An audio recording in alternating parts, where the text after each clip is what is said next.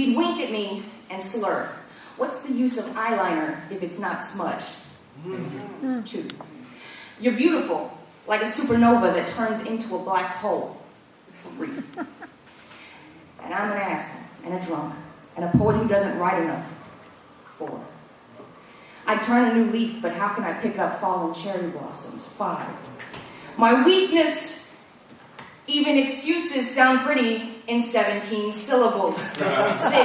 Spoken 5, 7, 5, ambulances can be like operas. 7. And another learn to tell the difference between art and dying. 8. But making love is inseparable from both if you do it right.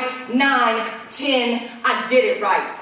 Coax crisis sirens from the throat of a soprano. Haiku lover left me shorter than my breath on rising from his bedroom. Had me convinced that getting high to stay alive was normal. Self-medication is a part of the business, but being honest is something we just can't handle. So he said, suck it up and try not to fall in love. And this is a boys' club, and really, you're just lucky to get in. I later realized the poems he wrote never showed any weakness because they were never really a part of him. See, his notebooks were full of high school locker room laughter. He crashed girls like cars in between sips and then drink to their disaster. But it took me a long time to crawl those 12 steps out of my family's coal mine. And when I got to top, cover was all I was after. But I poured myself into a drunk's glass, and when he shot me back down again, I couldn't tell who reached the bottom faster.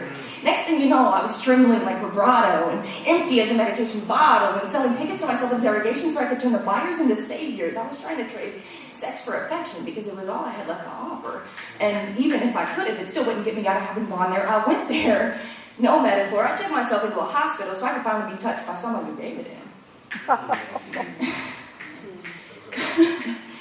Never really expected how prescription would taste like communion, or stethoscope against the heart would be like hell beneath God's chin.